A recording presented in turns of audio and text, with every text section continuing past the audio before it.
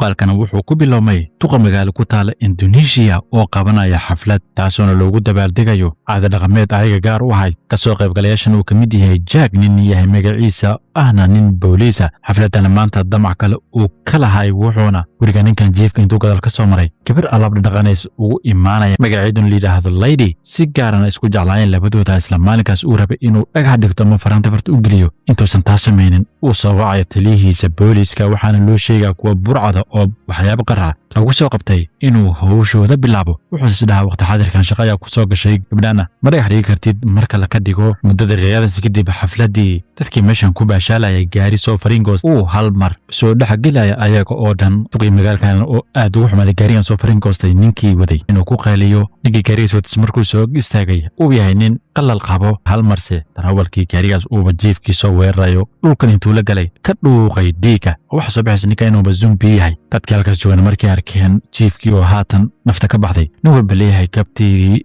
xasuusiya inaanan ka ordin inta kadibna filimku waxaa noo celinaa muddo 5 saac ka hor intaysan dhacdadan dhicin waxaanu arkaynaa kambani soo saara dawooyinka muddo 3 biloodana ay ku howlanayeen dawo ayaga u gaar ahayd ku guuleysteen soo saaritaankeeda kambanigan uu ku dhawaa inuu isaga dhan burburo maadaama shiid uu noqday iyagoo si haysanin xayawaan ay ku tijaabiyaan dawadan ninkii kambanigaas managerka ka ahaa uu booskiis ka lahaa shirkadan u dhiibaya box ee ku jirta dawadan si ay ayaga dadkii ugu horeeyay lagu tijaabiyo u noqdaan booska kambanigan isla markii ay soo gaartay dawada waba ka labalaameynayeen isagoo nacabay ninkan uu ahaa nin xoogaa maalqabeena gabar yar oo quruxliya karin lagu magacaabna soo afduubtay dawadiis markuu saas u isticmaalay waqti badan iyadoo kasoo wareegin gabar uu dhalay isaga iyo wiilkeeda balas ninka qaba ay gurigan imaanayaan karinaysa ay soo istaagayso albaabka si u soo dhaweyso balse gabadha uu booskan dhalay u muuqata mid aan la hadlaynba Karina waxaana soo baxaysa in labadooda saaxiibo hore ahaayeen balse saaxiibtinimadeedii Karina ay burburisay aabahankeeda maalqabeenkana aroostay halka guriga booskii oo shower iska qaadanaya muraayadana halbar isku fiiriyay arkaya isagoo 60 jira inuu isku bedelo wiil yar oo dab iyo holaca taasna mas'uuliyad ka ahayd daawadii uu qaatay kuna farxay kambaniyankiisa ee burburi raba dawada uu soo saaray wuxuuna go'aansanaba isagoo qorshiisa inuu iska iibiyo uuba haysto kambanigiisa halka qol ka mid ah qolalka gurigan booska gabadha uu dhalay oo sanad magaceeda iyo ninkeeda ka wada shaqaysanayeen ama meeshan sabtay u maad ay ahaydba kambanigan sidii lagu gidi lahay ayagoo xitaa soo diyaariyay video xaysiina oo kambanigan ammaanayo arkaan wiil idil la dhashay oo sadii magaciisa kala hadlayso balse wiilkan uu muuqdo mid aanba kambanigan iyo waxyaabahan dhan tamcan kala haynin video gamingkiisana uun kaliya jacel booskiisa kama dambeyntii qolka gabadhiisa iyo wiilku sadaq u yahay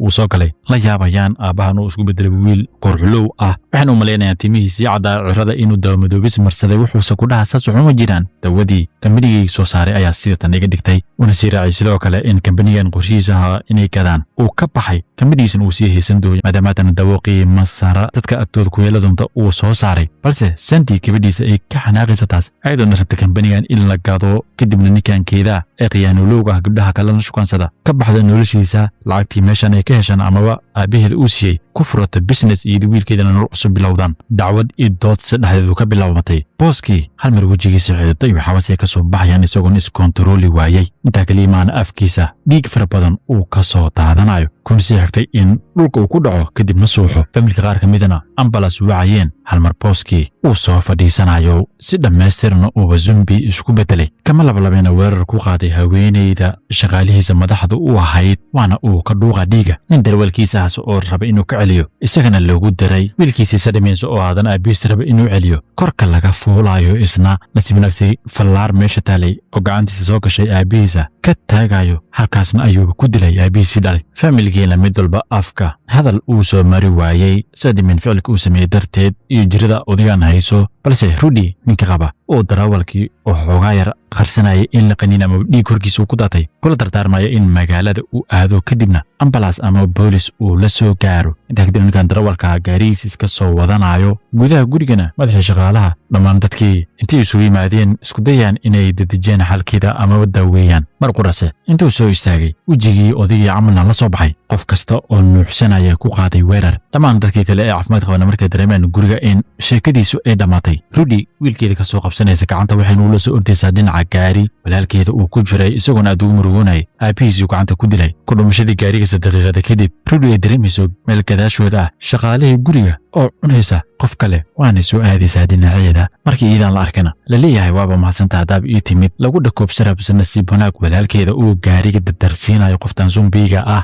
intaa kadib iyagoo maleeyay jawiga inuu degan yahay Rudy guriga dib u soo galayso waxay isna weynay wiilkeedii balaas ninkeedii iyo Karina raadkoodan arkayso oo dhigdhig amala waxayna u maleynayaan inay dhinteen isla markiina la soo baxay telefoonkeeda waxayna wacay ninkeeda balse laga qabanaynin hal mar mid kamid ah shaqaalihii ee baalka loo bedelay soo weerarayso waxayna u soo ordeen dhinaca gaariga la yaabay goor hore Sadim zombiyadii uu gaariga darsiinayay inayba ka maqan tahay meesha sina weydiinayaan xagee qabatay hal marse iyadoo qaybta dambe dhan ka maqan dhankooda dahayso ma idin soo gaari karaa isuga waase kuwa dhahaya haddaan ku sugnayn oo tahay ka galna gaarigooda dhinaca kale darawalkii caawimaadka loo dirayay intuu gaariga waddada kula sii socday isna cudurkii zombiga uu qabanayo gaarigii u wadana uuba soo gaarsiiyey jiifkii xafladii meesha uu ku dhigayay muuqaalka bilowgiisana siday wax u dhacayeenba uu ninka mas'uulka ah kadibna jiifkii uu weeraray dadkii meeshaas joogay ku xajiyey intoodii ugu badnaana u bedelay bahal dhinaca kale Katarina iyo ninkii weli madaxii shaqaalaha ayba ka harin waana ku arkay gaari meel ku baakiman waxayna bilaabayaan inay la ciyaaraan ama gaariga hoostiisa ay ka galaan asbaxmas waxaa dhacaysa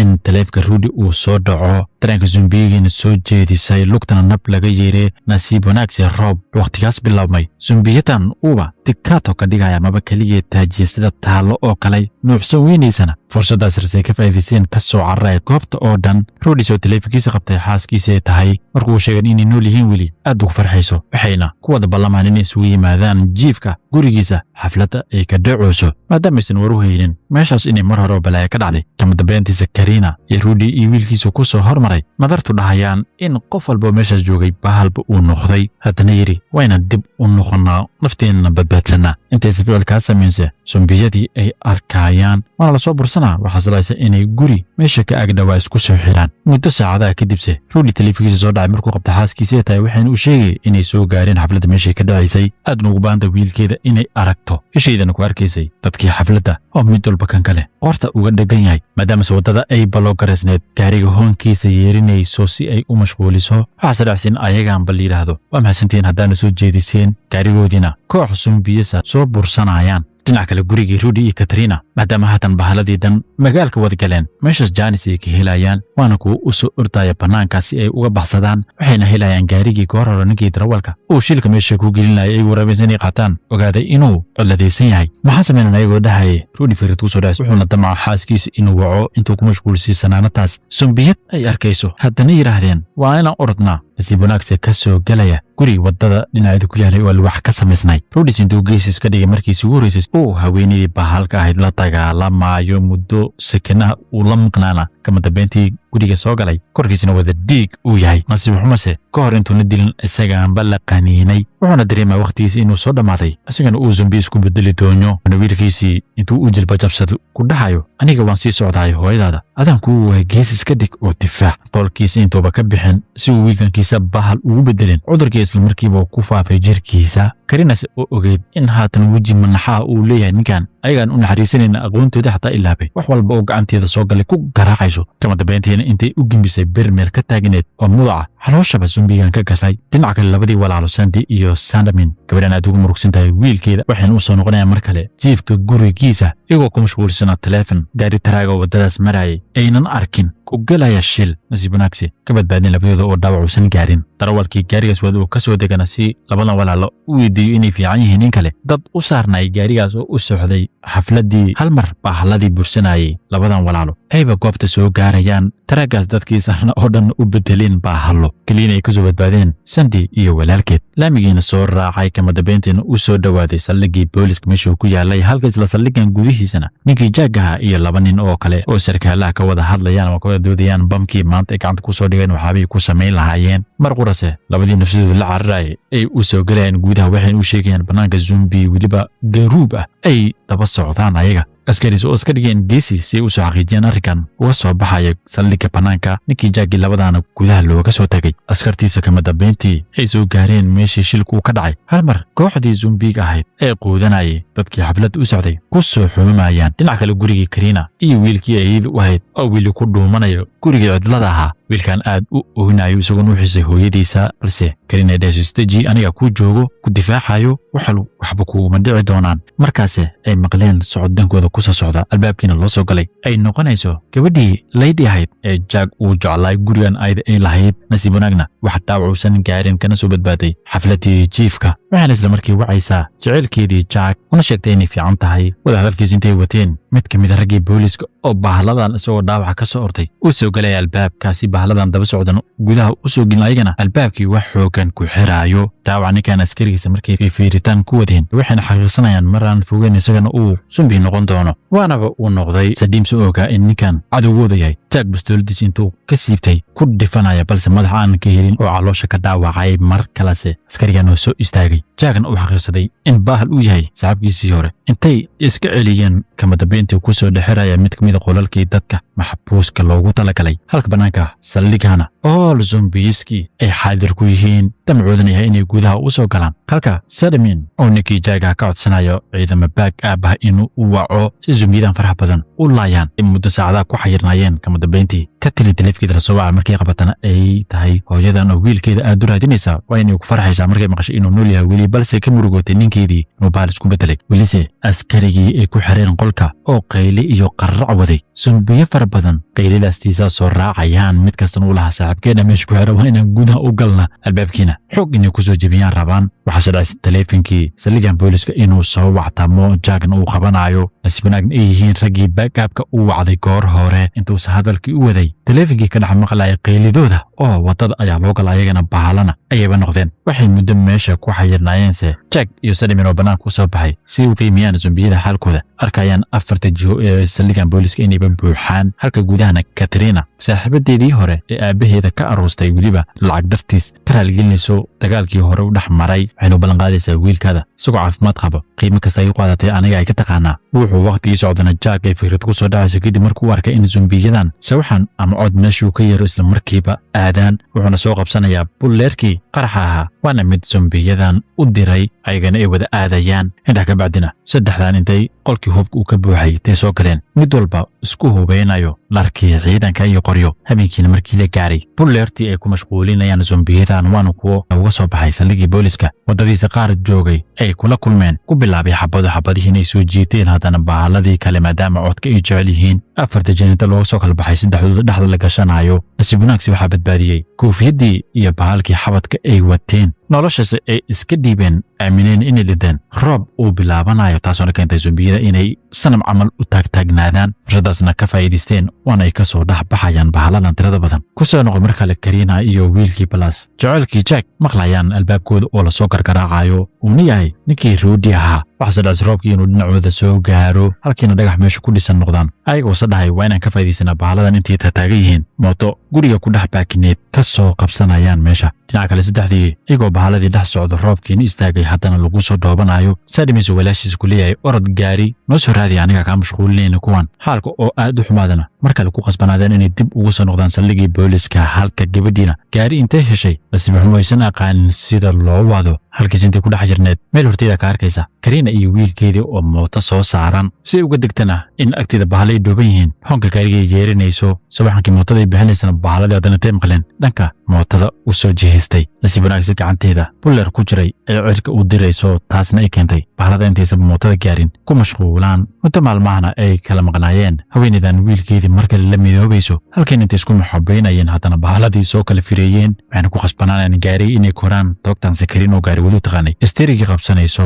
gaarigana jiirsinayso zombiyaal fara badan markay ku soo dhawaadeen saldhigii booliska darawaladan ay ogaanayso gaariga inuusaba bariig lahaynin waxayna ku khasbanaanaysaa in saldhigii madaxa u geliso daawacan uu ka soo gaaray wiilkii Sadamin ahaa intaysa ku mashquulsanaayeen gaarigii lugta uga fadhiyay inay ka qaadaan zombiyaal ayba dulduleel derbiga soo galgelayaan hasaatee Jack difaacayo zombiyadii soo galay balse tirada ay ka bateen halkiisay ku xayirnaayeen muddo saacada Karin ay arkayso saldhig qaybtiisa dambe in nadiif ay tahay bahalanaysan joogin waxaan u soo jeedinaysaa xaggan aan ka baxsano dib u sii guridkoodiisa nasiib xumo gabadhii Jack uu jeclay ninka askariga goorar ee qolka ku xabisayeen uuba gabadhan gacanta qabtay isagoona qaniinay bahalna uu bedelay jack soo dhahayo jecelkaygiiyo maanaa jidkan cadkaaga tegi karo waa inaan kula joogaa sumbiyadii oo tirada ka badan oo dhinaciisa kusoo socday ku dhudhufanaya xaafado fara badan kama dambeyntiina ayba ka go'een isagiina baahal loo bedelay wuxuuse dhahaa maadaama aan nasiib u yeela waayo adduunka inaan kugu arooso gabadh ani adiga oo zumbiya haddii aan isdhagax dhigano faraantigiisana la soo baxay u gelinayana farta halka afartii kale oo weli saldhigga ayagana weyninkiisa ku dhex mashquulsanay baaladin tirada ka bateen saldhiibna xabadii ka go'anisna oo walaashiisa iyo idadiis ku dhahayo nashadantiisana la baxsaday idinka aniga waan isqarxinaa intuu la soo baxana buleertii gaarigii goor shilka meesha ku soo galayay shidaal ka daadanay oo ku dhifanay taasna ay keentay qarax xoogan in meesha uu ka dhasho saddexdiina qaraxan ka badbaadeen mooto shaqaynaysana ay heleen kasii cararkoodiisa sandhi ay ogaanayso in dagaalka intii ku jirtay zombi uu qaniinay iyadana mar dhow zombi noqon doonto wiilkeediina ayaad ku jecleed ooyin ku macsalaameynayso kariinana ka codsatay adan kuuga wiilkan geeyaa meeshana ka orda labadiinna keligeedsi ay ahayd zombiyana dhinaceeda ku soo socdeen buleertii ugu dambaysay ee qaraxa bahalaan ku mashquulinayso bastooladda haysatan mar dambe iska saartay madaxa oo tiri bahal iyo magadhigaysin anaa gacanteeda isku dilaya subaxdiise waxaynu arkaynaa kariina iyo wiilkii yaraa oo mooto wato wadda cidla ah masixumase weli shaqaalihii goor hore ee gurigooda ka shaqay jiray kariina oo bahala uuba daba socdo ayaga dhinaca kale meel magaalka ah waxaynu arkaynaa nin kale oo maalqabeena damaciisan uu ahaa inuu gato isla shirkaddan ninkii booska goor hore cudurka qabanayay uuna ka mid aha sidoo kale dadkii dawada loo soo diray ee la rabay in lagu tijaabiyo mar horena ayuuba dhallo dawadaas cabbay taasna macnaheedu waxay tahay sheekada weli meesha kuma dhammaanin balse muuqaalkan meesha ayuu ku gebagaboobay kumaasanid daawashadaada